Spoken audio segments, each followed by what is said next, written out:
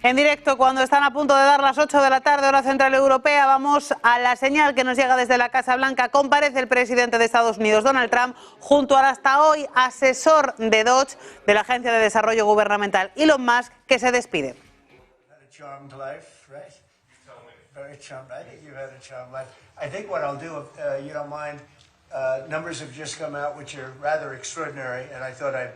Play a tape of one of the people who I've respected over the years, from Joe Kiernan and Rick Santelli. This just came out, and we'll just play that for a second. Personal income is up 0.8%. That is almost triple the expectations. I'll tell you, the income numbers, really, for the first 4 months of the year, they're stellar. They're really stellar. I mean, I could go back and look at the first 4 months of many different years. Really very strong numbers, and you're right. This administration is criticized for just about everything under the sun. I've never, ever in my lifetime had glimpses into the politics of an administration in the form of transparency like this one. Why don't we be, give credit where credit is due. Income really shooting up. Rick, I also thought everybody was going to get one last order of imports that were going to be tariffed, and they were loading up on things. How the hell they already fix the trade, or not fix it, but to cut it in half? That's crazy. So there wasn't a lot of front loading of things that they needed before the tariffs hit. Yeah, I'll tell you what, it really does call into question some of the conventional wisdoms. And, it's going to be interesting to see what happens next month when we get this number, or we see some of the other numbers like current account, see how they fare. Because I don't know, I've been watching these numbers a long time. I don't think I've ever seen the trade deficit cut half in 1 month. Not bad. Right? Not bad. Come on, guys.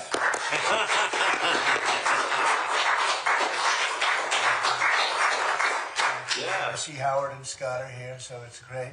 You guys want to stand over here? You might as well. You're the ones that help produce those numbers, and it'll only get better. The tariffs are so important, and that's why we were so happy with the decision yesterday where the tariffs continue, because without the tariffs, our nation would be imperiled. We would really be imperiled. I think I can say that with great surety, Scott and Howard. And so we were very happy to get that decision, that big decision yesterday. And today it's about a man named Elon, and he's one of the greatest business leaders and innovators the world has ever produced. He stepped forward to put his very great talents into the service of our nation, and we appreciate it. And I just want to say that Elon has worked tirelessly helping lead the most sweeping and consequential government reform program in generations. And the kinds of things that he's found and his people have found. He's brought a group of very smart people in, and they found things that are pretty unbelievable. I have to say that the numbers that we're talking about are substantial, but they're going to be very much more substantial with time, because many of the things that we're working on right now, we're going to have to remember Elon as we find them, but the numbers could double and triple because many things, we don't want to go out with them until we're sure, but we've found things that are unbelievably stupid and unbelievably bad. With the Department of Government Efficiency, Elon's delivered a colossal change in the old ways of doing business in Washington. DOGE has installed geniuses with an engineering mindset and unbelievably talented people and computers. I actually asked Elon one time, what's their primary thing? And they have a lot of primary things, all having to do with being smart. But he said the thing that they're really the best at is working with computers, so that they can't be outsmarted by somebody that's not so honest, that happens to also be good with computers, but not as good as these people. But the mindset in the senior ranks of every federal department, and it's really changed. And with Elon's guidance, they're helping to detect fraud, slash waste, and modernize broken and outdated systems. So as you know, we're talking about various systems and changing systems. And, sadly, it takes a long time to do that. You'll change, let's say, a system at IRS and computerize it properly, where the job can be done in 1/10 the time, but it takes sometimes years to rebuild those systems. But we've started, in many cases we've started. I will say that this has less to do with Elon, but the air traffic control systems, we're bidding out to the best companies in the world, those systems right now. They were what the previous administration was horrible what they did. They spent billions and billions of dollars, and in the end, it didn't even come close to working. They tried to hook up wire to copper, and it can't be done. And they just spent billions of dollars and just wasted money. Actually made the system much worse. So we're going to get a brand new modern system. Congress is working with us on that, and we're going to get it done as quickly as we can. But it's in the works, and once it's done, it'll be good for 30 years. But we have a system that's 48 years old and would have a modern computer hooked into a very outdated computer, and they don't hook up. I mean, they didn't hook up. So after spending billions of dollars, they turned on the system, and in never any cases from local to countrywide, they never worked.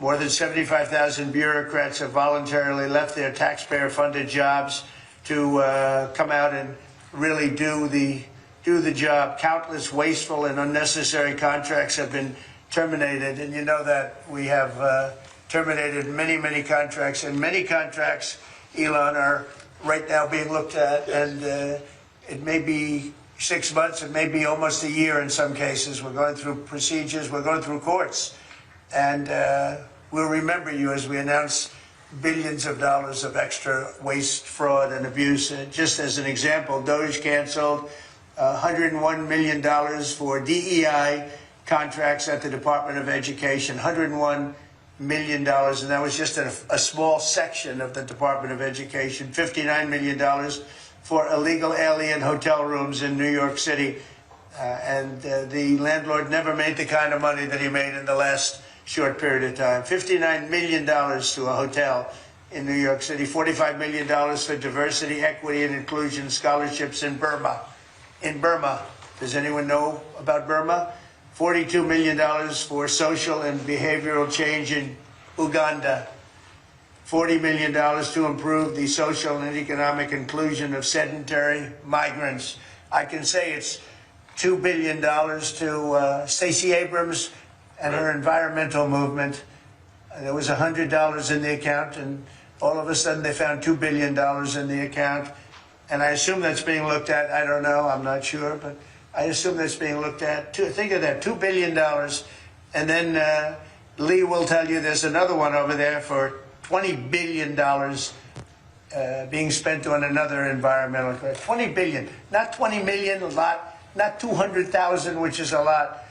So think of it, in her case, you have $100, and now all of a sudden she gets hit with an infusion of $2 billion just before I take office.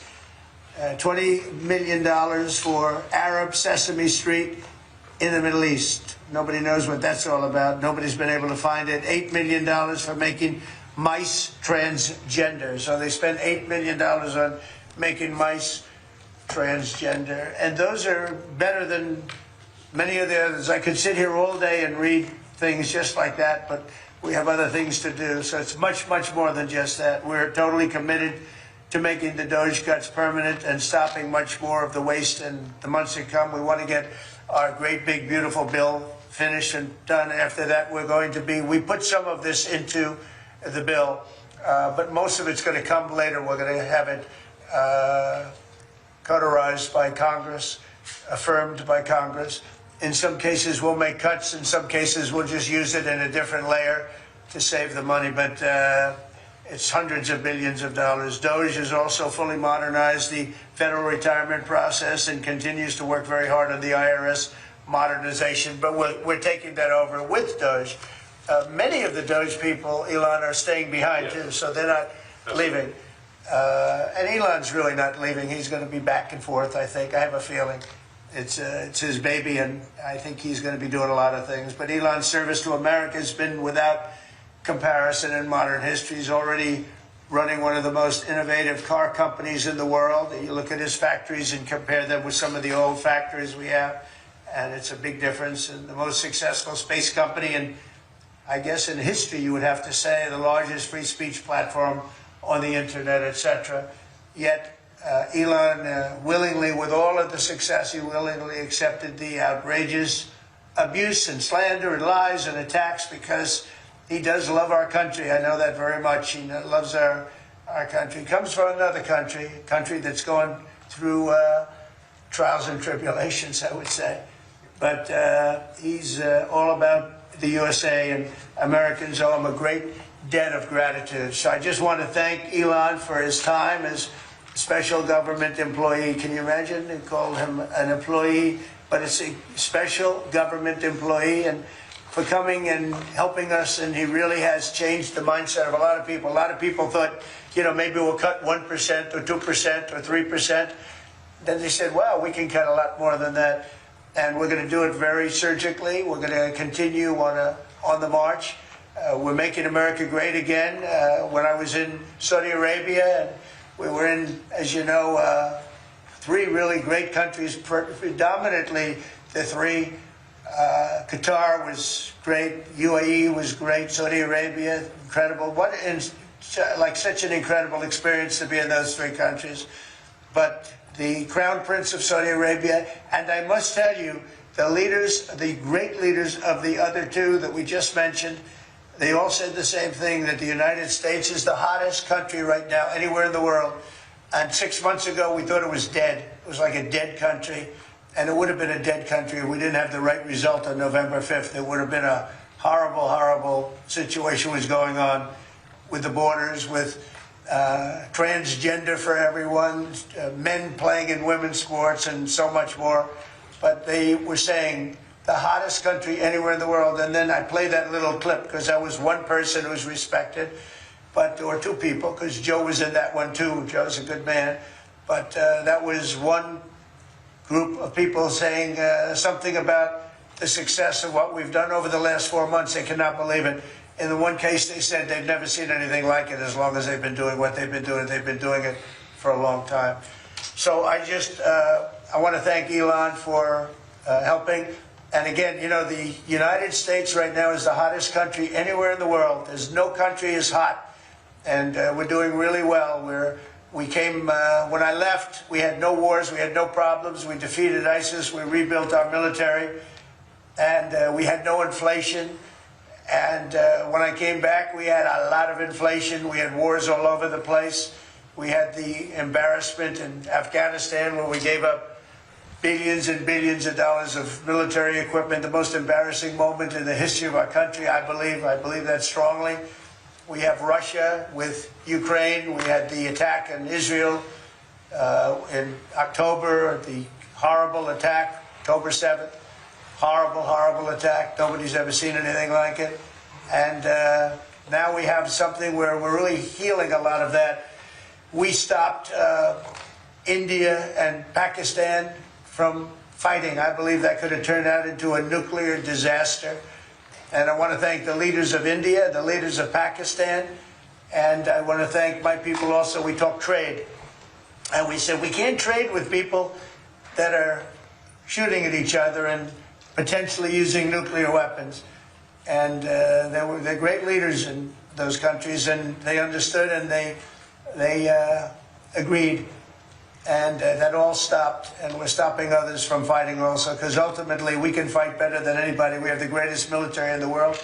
We have the greatest leaders in the world. We put one of them in charge of the Joint Chiefs of Staff, as you know, General Raisin Kane.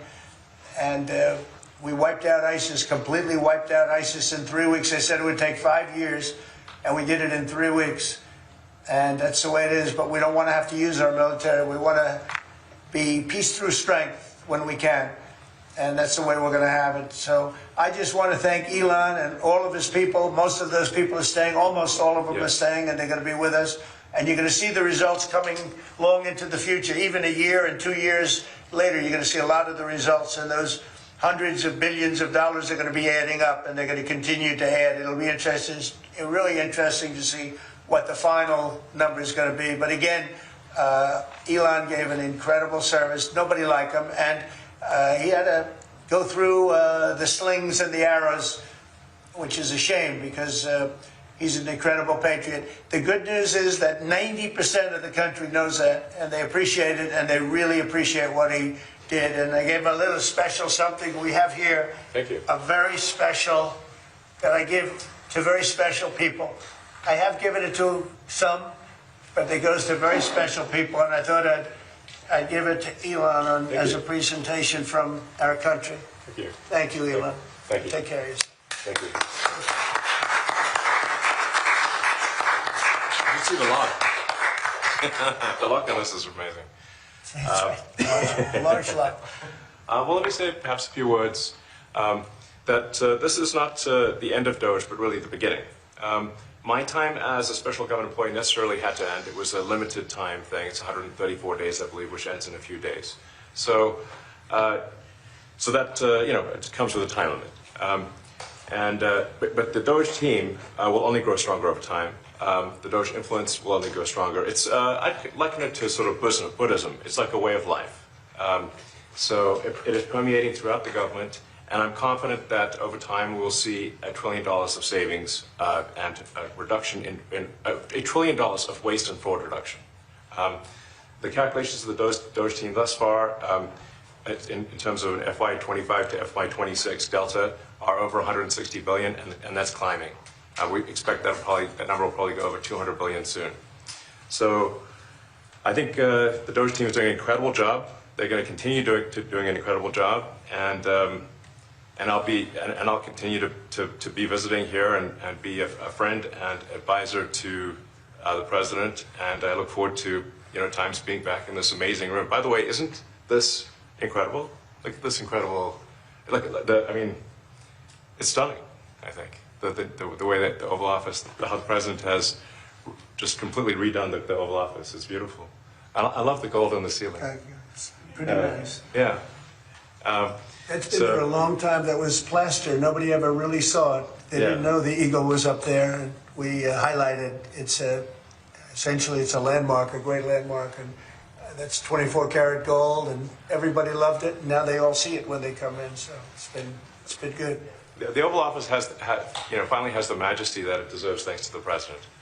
So I look forward to continuing to be a friend and advisor to the president, continuing to support the DOGE team, and we are relentlessly pursuing $8 trillion in waste and fraud reductions, which will benefit the American taxpayer. That's it, really. Thank you, Mr. President. Thank you. Right. Great job. Thank you. President Trump, the president mentioned that you had to deal with all the slings and arrows during your time at DOGE. There's this New York some of the people, some of the media organizations in this room were the slingers.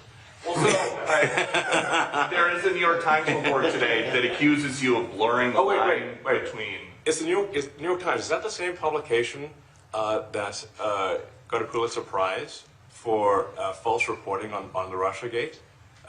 Is it the same organization? I think it is. I think the judge just ruled against the New York Times for their lies about the Russiagate hoax, and that they might have to give back that Pulitzer Prize. That New York Times? Let's move on. Okay. Next question.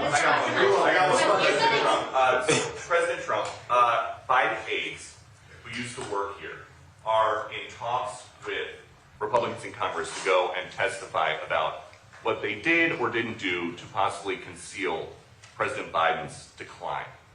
Do you think that Dr. Jill Biden should also have to come in and testify about what she did or didn't do?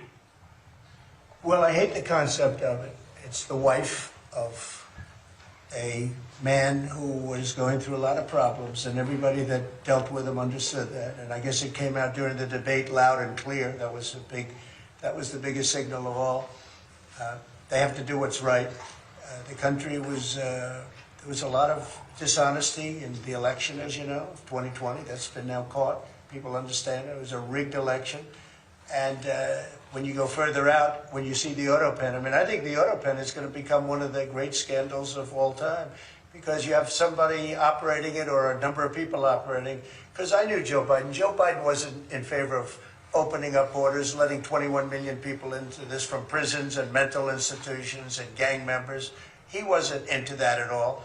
And who signed these orders, proclamations, and all of the different things that he signed that set our country so far back, that was so bad for our country. With the auto pen, how did it work? Like, we're in the Oval Office right now. If there was a group of rogue staffers that worked for you who wanted to advance a bill or an executive order without your knowledge, how could they do it? How do they do it? Well, it's very hard because I'd read your newspapers or your media the next day and I'd say, well, I didn't approve that, and I would find it. I mean, they wouldn't get away with it for long because I'd say, I never signed that. Who the hell signed that? Auto pens, to me, are used to sign letters to people because we get, I think they said 20,000 letters a week, and you like to be able, when somebody takes the time to write a letter, it's nice to sort of write back. And auto pens are meant for that. Auto pens are not meant to sign major proclamations or tax cuts or borders, anything having to do with the border, which is so important. And if it happened on my watch, I would be able to see it because the next day or sooner I'd be reading about something that I knew nothing about and who the hell signed this.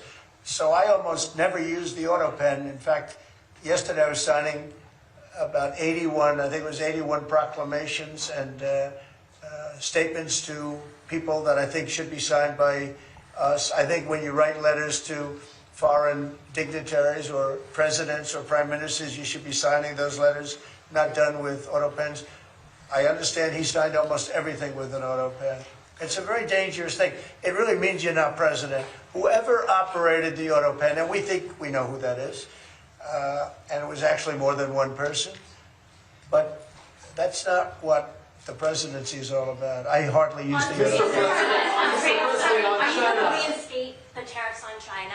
You said that they violated the agreement with the U.S. Well, they did. They violated a big part of the agreement we made. You know, if you read that whole statement, I was very nice to them. I helped them because they were in trouble with the stoppage of a massive amount of business. But I'm sure that I'll speak to President Xi and hopefully we'll work that out. But yeah, it's a violation of the agreement. Yeah, please. Mr. President, can you give us an update to the latest ceasefire agreement that Israel has agreed to, but Hamas still considering? Well, they're very close to an agreement on Gaza, and we'll let you know about it during the day or maybe tomorrow, and we have a chance of that. And I think we have a chance of making a deal with Iran also. They don't want to be blown up. They would rather make a deal, and I think that could happen in the not-too-distant future. That would be a great thing if we could have a deal without bombs being dropped all over the Middle East. That would be a very good thing. They can't have a nuclear weapon. We want them to be safe. We want them to have a very, very successful nation. Let it be a great nation, but we can't have that. They cannot have a nuclear weapon. It's very simple. And I think we're fairly close to a deal with Iran. Mr. Musk, a question for Elon. Yeah, please. You said just now that you look forward to being a friend and advisor to the president. So do you expect to continue advising the president and DOGE informally, or are you going to sort of shift your focus entirely to your companies? Well, I expect to continue to provide advice whenever the president would like advice. I hope so. I mean, yeah, I expect to remain a friend and an advisor, and certainly if there's anything the president wants me to do, I'm at the president's service. Mr. Musk, on DOGE, you said that there was $1 trillion promise for cuts from DOGE. Yes, I think we do expect over time to achieve the $1 trillion. But what have you found in your time here was the biggest roadblock to getting those cuts? Was it the cabinet, or was it Congress, or something else? What was the biggest roadblock from your work? It's mostly just a lot of hard work. It's really not any one person or Congress. It's going through really millions of line items and saying just each one of them makes sense or does not make sense. Obviously, at times when you cut expenses, those who are receiving the money, whether they're receiving that money legitimately or not, they do complain. And you're not going to hear someone confessing that they received money inappropriately. Never. They're going to always say that they received money appropriately for an important cause. Naturally, that's what you'd expect. So we just have to. It's just a lot of work going through the vast expenses of the federal government and just really asking questions. What's this money for? Are you sure it's actually being used well? Many times we can't even find anyone who defends it. So for a lot of the expenses, there is actually no defender at all. And then we have to just work through the process of stopping the spending, where there's often literally no defender. Nobody even knows why the money's being spent. It's truly absurd. I mean, we find situations where there are millions of software licenses with 0 people using them. 0. Exactly. This is the quizzical expression. You're like, surely, if there's millions of software licenses, someone should be using them. No, and then we've got to go through the process of saying, okay, look, if no one's using the software, we need to terminate this software license agreement. That's everywhere in the government, by the way. Mr. Musk, what do you think would be easier, colonizing Mars or making the government efficient? It's a tough call, but I think colonizing Mars and making life multiplanetary is harder. And as I said, we do expect to achieve over time the $1 trillion of savings. We can't do it in like a few months, but if you say by I think the official end of DOGE, which the president may choose to extend, is the middle of next year. If you say by the middle of next year, with the support of the president and Congress, could we achieve $1 trillion of savings? I think so. We're on track to do so. Do you have faith that Congress is going to Go ahead, Mr. President, you had mentioned earlier in the week that DOGE had become a whipping boy, and as the president mentioned, you went through a lot to go through this process. Yes. Was it worth it for you, and what would you change? Yes, so what we found was happening was that if there were any cuts anywhere, then people would assume that was done by DOGE. And so we became like essentially the DOGE boogeyman, where if any cut anywhere would be ascribed to DOGE. A friend of mine's daughter, who's at law school at Georgetown, thought that DOGE had cut the Senate, the internships the legal internships for the Senate, and we have nothing to do with that. So if they have been cut, it's not to do with us, just as an example. So, it just became a bit ridiculous where any cut anywhere was somehow DOGE, and including things that made no sense, and we would agree made no sense. There are many things that occur in the government because it's the banal evil of bureaucracy. It's sort of the frankly largely uncaring nature of bureaucracy. It's as the great Milton Friedman said, money is spent most poorly when it is someone else's money being spent on people you don't know, and that's how federal spending is. And then you can't really even blame the individuals because the way the government works is complaint minimization. So when you do when someone within the government tries to stop that money being spent, there's usually someone that complains. And then their manager will say it's not worth the trouble. Just pay it anyway. That happens over and over again. So was it I think it was an important thing. I think it was a necessary thing, and I think it will have a good effect in the future. Thank you, President Trump. This week there was a video on board a plane that showed the First Lady of France slapping her husband, Emmanuel Macron. Do you have any world leader to world leader marital advice? Make sure the door remains closed. Was that good? Yes. No, I spoke to him, and he's fine. They're fine. They're two really good people. I know them very well, and I don't know what that was all about, but I know them very well, and they're fine. I got a little shiner here. What is that? Democratic Party plan to avoid being swept in every battleground state again by spending $20 million to study how to speak to American men. Well, you know, they spent 2.8 billion. We spent 1.5. We spent much less. We spent about half of what they spent, and at the end they were $28 million short. They had to be. They spent 2.8 billion. It's a lot, but they couldn't get 28 million at the end, and now they want to spend. I read that they want to spend money to learn how to talk. That's fake.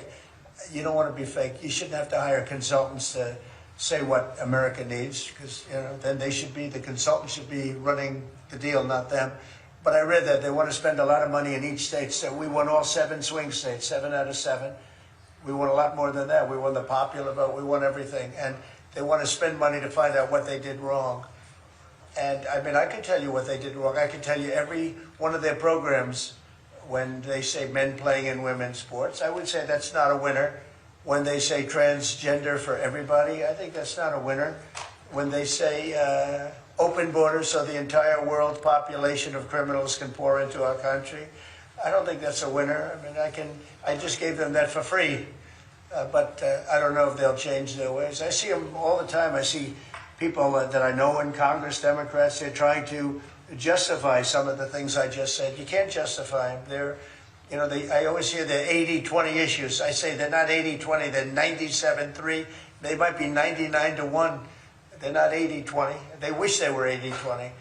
And they're wasting a lot of money if they're going to continue with that nonsense. And Mr. President, on the big question, but back when you listened to The Apprentice, you mentioned once in 2012 that Diddy was a good friend of yours back then. He has since found himself in some very serious legal trouble. Yeah, that's true. Would you ever consider pardoning him? Well, nobody's asked. You had to be the one to ask, Peter, but nobody's asked. But I know people are thinking about it. I know they're thinking about it. I think some people have been very close to asking. First of all, I'd look at what's happening, and I haven't been watching it too closely, although it's certainly getting a lot of coverage. I haven't seen him. I haven't spoken to him in years. He used to really like me a lot, but I think when I ran for politics, that relationship busted up from what I read. I don't know. He didn't tell me that, but I'd read some little bit nasty statements in the paper all of a sudden. It's different. You become a much different person when you run for politics and you do what's right. I could do other things, and I'm sure he'd like me, and I'm sure other people would like me, but it wouldn't be as good for our country. As we said, our country's doing really well because of what we're doing. So it's not a popularity contest. So, I don't know. I would certainly look at the facts. If I think somebody was mistreated, whether they like me or don't like me, it wouldn't have any impact on me. Mr. President, on the big beautiful bill, would you like to see the Senate build in some support for your tariffs on the big beautiful bill, or should that be a standalone bill? I have great support on the tariffs. I mean, I was so honored that we got that ridiculous stay lifted, because that would have taken away presidential power. It would have taken away everything that was granted by the founders. It would have been a terrible thing. And it would have, most importantly, would have left us vulnerable. We have a lot of countries that use tariffs on us and use them viciously, actually, viciously. And if we didn't have the power to use tariffs on them, and instantly, not when you go back to Congress and try and get hundreds of people to agree on something, that would take months to get just one simple proclamation. If we didn't have the power to counteract their powers, you wouldn't have a country left. We have to act fast. We have to be fast and nimble, as they say. And that was a really great moment, I think, yesterday when that stay was lifted. And hopefully now we'll go to court and just win that battle. Because if we don't have the power to do what they're doing to us, we are going to be a great nation no longer. Elon Musk was once idolized by folks on the left in this country before joining your administration. Now he's considered a hero by conservatives. Why do you think this man, what he's done in American life, has been so politicized? Well, his life has been amazing. I mean, I look at so many different things. I look at that rocket being, guided back into position. I've never seen that before. I thought it was a space movie. I thought it was a movie. You look at what he's done in terms of communication. It's been unbelievable. So many different, even tunnels going underground, not having to go through all the process of going, he's got a company that does that. He's got so many different companies. Starlink, as an example, he saved a lot of lives, probably hundreds of lives in North Carolina. I don't even know if you remember, but I called you. They needed Starlink in North Carolina, and I didn't know what the hell Starlink was. I said, what is it? Who owns it? He said, do you know Elon Musk? I said, you happen to know the gentleman. This was before his government stay. And they said, we really need it, because North Carolina became an island. It was, people had no communication. They had no access to anything, and they were dying. And I called up Elon, and you can't get it because it's so successful. It's very hard to get. And he had so much of it brought over there, and they told me it was unbelievable. It saved a lot of lives. So, he's just done a lot of things. I don't think he gets credit for what he's done. But he's a very good person, too. Mr. If he wasn't a good person, but he did the same things, I'd probably maybe speak differently. He happens to be a really good person who loves the country. Mr. Musk, beautiful bill. You had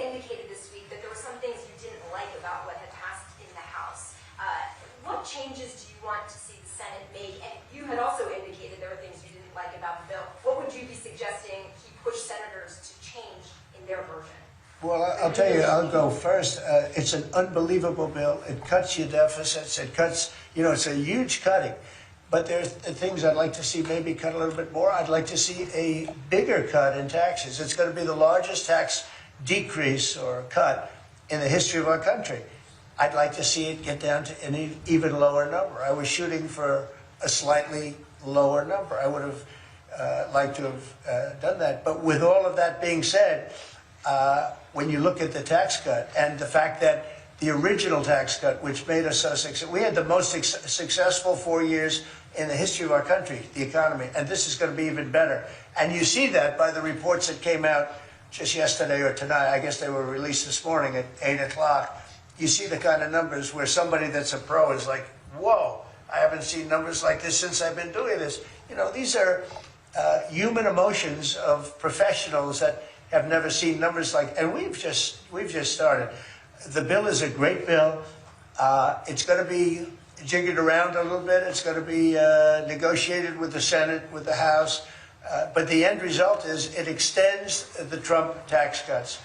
If it doesn't get approved, you'll have a 68% tax increase. You're going to go up 68%. That's a number that nobody's ever heard of before.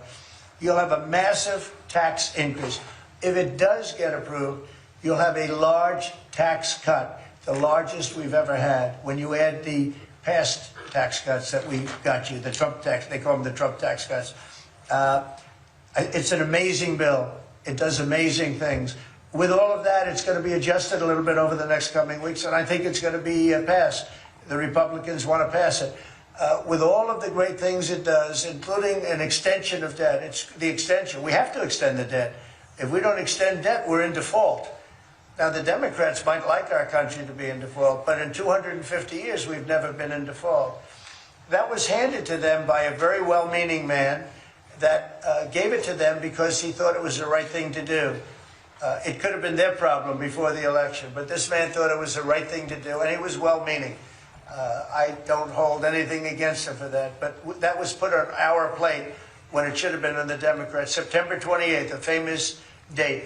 It should have been taken care of by the Democrats, but this person, a man of power, gave it to us so that in June that comes due. Well, we have to take care of that because if we don't take care of it, we have a country in default, and we don't ever want to have a country in default. You know, I'll tell you, a certain senator, Elizabeth Warren, said that she would never, ever allow a default on our debt. She would never let it happen, and she would like to get rid of the debt ceiling, what's called the debt ceiling. I call it the debt extension because we really need an extension, that she'd like to see that gotten rid of. And there are many people that agree. Many Democrats agree with that. But we gave that through, and you know, I don't want to say an error. He did it well-meaning. They gave that to us. It was a Democrat problem just before the election. Would have had a huge impact on the election. And to our benefit, we won anyway, but to our benefit. But felt that really for the good of the country, we should extend that. But Elizabeth Warren and various other people would like to see that. Her whole career, she wanted to see it terminated, gotten rid of, not being voted on every 5 years or 10 years. And the reason was because it's so catastrophic for our country. And I always agreed with her. That was one thing I agreed with her on. Now, I haven't spoken to her, but I would say that if you asked her that question now, she'd say, no, it's their problem. But it's a very unfortunate situation. It's a very unfair situation. And she happened to be right on that. It should be gotten rid of, or it should simply be extended. But that's one of the things that gets taken care of in this bill. That automatically gets extended for a 4-year period, and it should be. But I agree with Elizabeth Warren on that. I think you should get rid of it. It's too catastrophic. Mr. Musk, what please, do you want to see, Mr. Musk, to the bill? And to international students, are they still welcome to study in the United States? And one question for Mr. Musk. To students, well, we want to have great students here. We just don't want students that are causing trouble. We want to have students. I want to have foreign students. I think Harvard, you know, it's close to 31%. That's a lot. our country's given $5 billion plus to Harvard over a short period of time. Nobody knew that. We found that out. I wouldn't say that was a DOGE thing, but we found that out over a period of time. That was sort of a Trump thing. We ended up in litigation for other reasons because they're very anti-Semitic. And in finding out and in going through the books, we found out that the country gave them $5 billion plus, much more than that, actually. And we're having it out with them, and let's see what happens. I think we have a very good, well, it's a very sad case. It's a case we win. We can't lose that case because we have the right to make grants. We're not going to make any grants like that.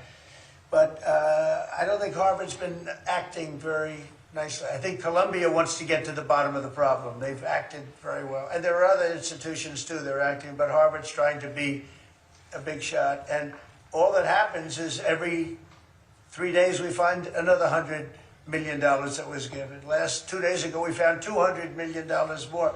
The money's given to them like gravy. I'd like to see the money go to trade schools, where people learn how to fix motors and engines, where people learn how to build rocket ships.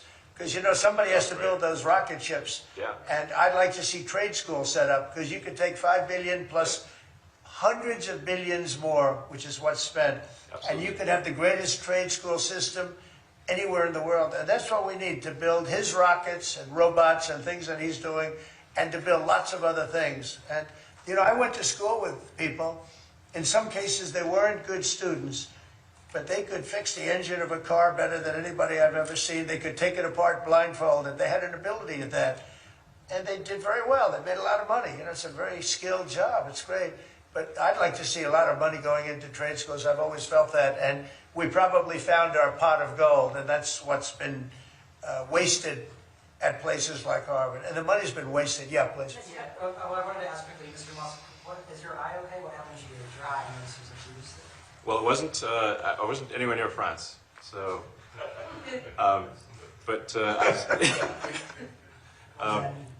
No. I didn't notice it. The First Lady of France. Getting slapped, you know. I didn't notice. Yeah, no, I was just horsing around with Lil X, and I said, "Go ahead, punch me in the face," and he did. Turns out, even a 5-year-old punching you in the face actually does. That was X that did it? Yeah. X could do it. If you knew X. I was with his mom right now. But I didn't really feel much at the time, and then I guess it bruises up. But I just horsed around with the kids. I didn't notice it, actually. I know that you try to stay pretty neutral because not your war. But And by the way, not my war. I just want to solve the problem for people. This was not a war that was going to happen if I were president. right, and so not your war. But as you try to fix it, and as you survey this hellscape of the Ukrainian front lines, It's horrible. and you and your team deal with a very stubborn Vladimir Putin. Do you And Zelensky. Yeah. But do you look at this Very stubborn conflict Zelensky, too. any differently now? Like, do you look at this and see Putin as the good guy or the bad guy? So I've known him very well. And I went through a lot of things with him because Russia was, you know, the Russia hoax turned out to be a total hoax. New York Times, they got a Pulitzer Prize. They have to give back the Pulitzer Prize. That's my lawsuit. And they're doing very poorly in that lawsuit. But, you know, they wrote stories about how it was true and it was false. And, you know, a lot of Washington Post also.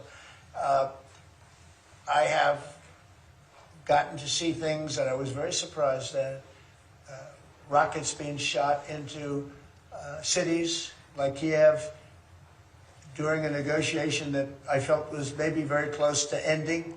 We were going to solve a problem, and then all of a sudden rockets got shot into a couple of cities and people died. I saw things that I was surprised at. So, and I don't like being surprised. So I'm very disappointed in that way. With that being said, I'd like to see it end. 5,000 people, I think the number's even more than that, but 5,000 people a week are being killed. Mostly soldiers, but also people that live in little cities and towns throughout Ukraine. And I'd like to see that stop. And I asked Caroline this yesterday, but I want to ask you directly. So many of the things that you're trying to do are held up in court right now. If the courts are going to have so much influence over U.S. policy, do you wish you would have just become a judge instead?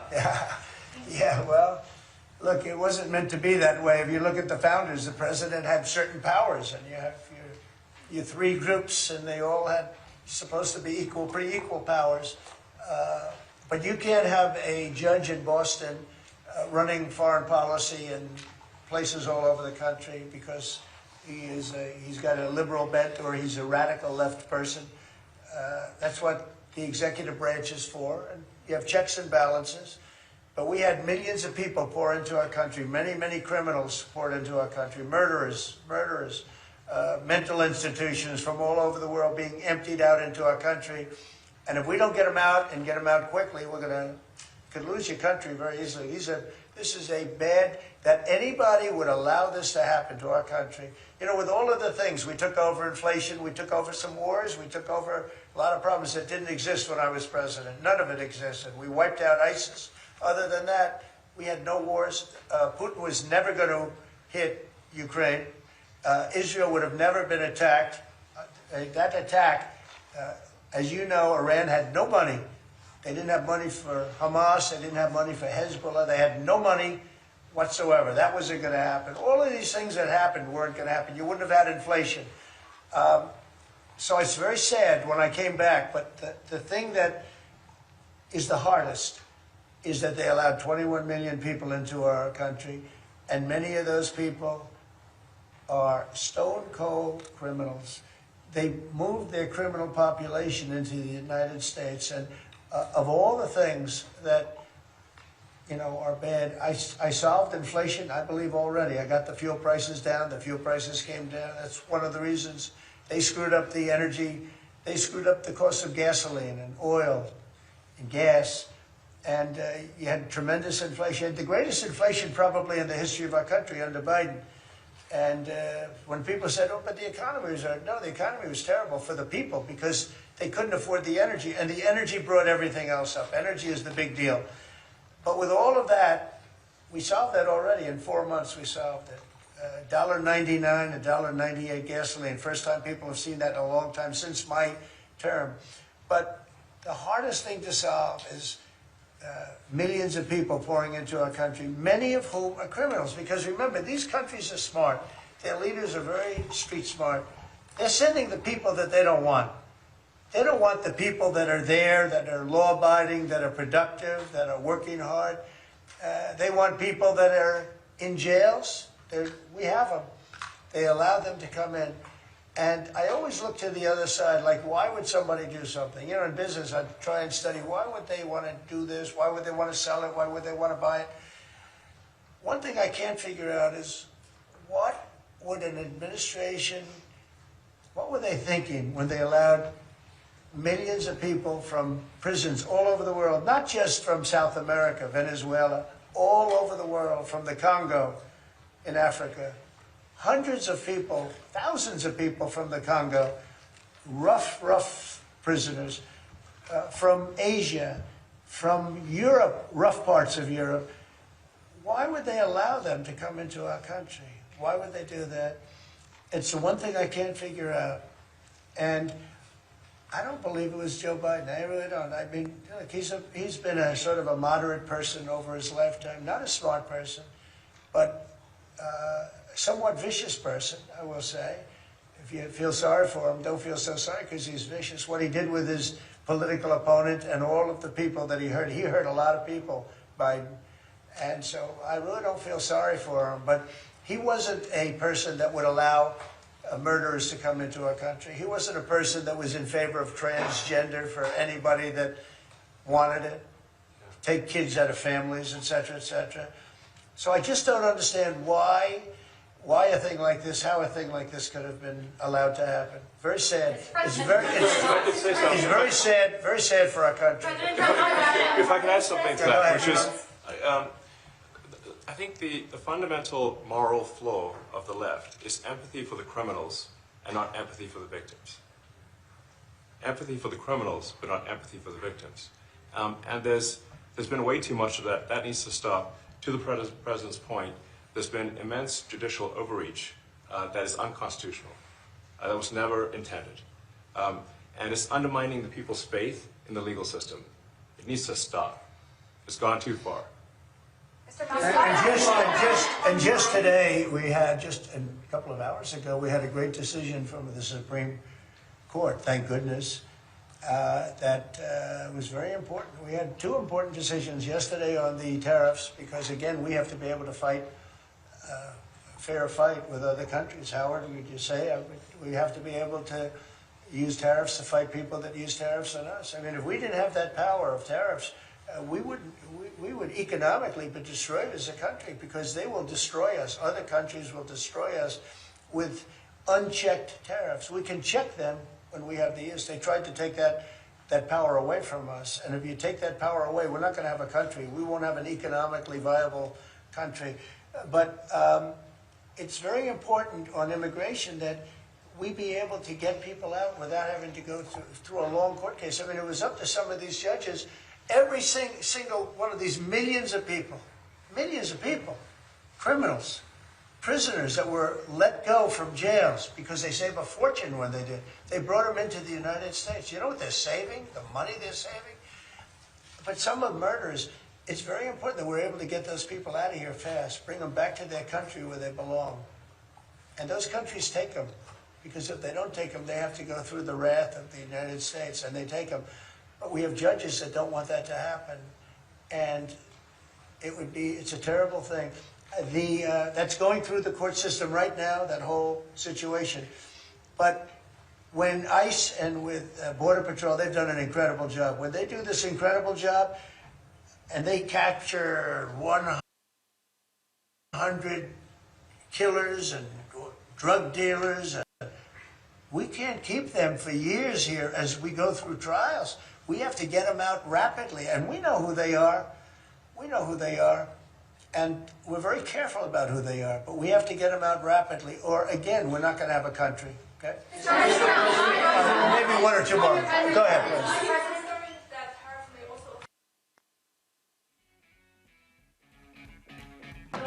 Pues en directo, cuando son las 8:51 hora central europea, vamos a desgranar las últimas horas que ha dado de sí el discurso pronunciado por el presidente de Estados Unidos, por Donald Trump, acompañado de Elon Musk, el hasta ahora asesor principal de Trump y responsable de la Agencia de Desarrollo Gubernamental, que se ha dedicado a adelgazar el Estado. Ha dicho en cualquier caso que Elon Musk no se va a ir muy lejos, que va a estar yendo y viniendo de la administración. Le ha dado las gracias por prestar su talento al gobierno norteamericano. Y también se ha referido a los asuntos de la actualidad internacional y de la actualidad geopolítica. Empezamos con esa última hora que están viendo en pantalla. Trump ha cargado contra Putin y Zelensky a las puertas en los días previos a que se produzca la reunión nueva ronda de negociaciones, la segunda entre las delegaciones de Ucrania y de Rusia, que está prevista para la semana que viene, para el 2 de junio en Estambul.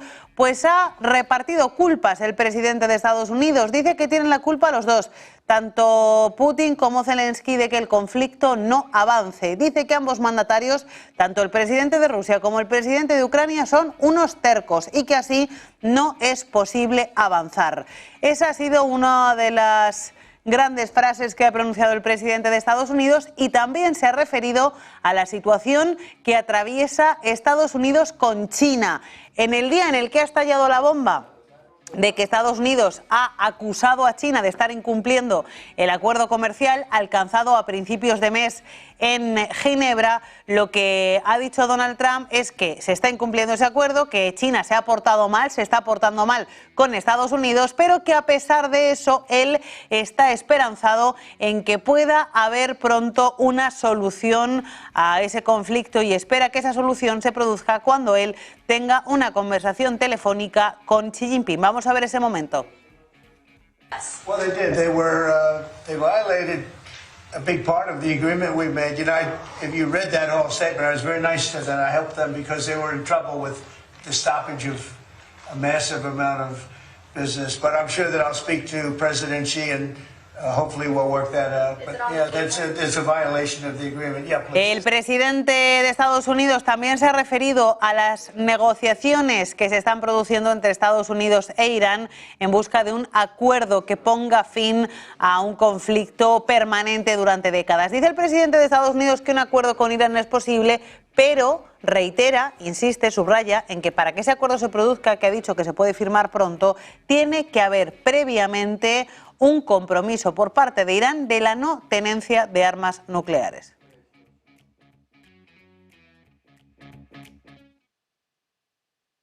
Successful nation, let it be a great nation, but we can't have that. They cannot have a nuclear weapon. It's very simple, and I think we're fairly close to a deal with Iran.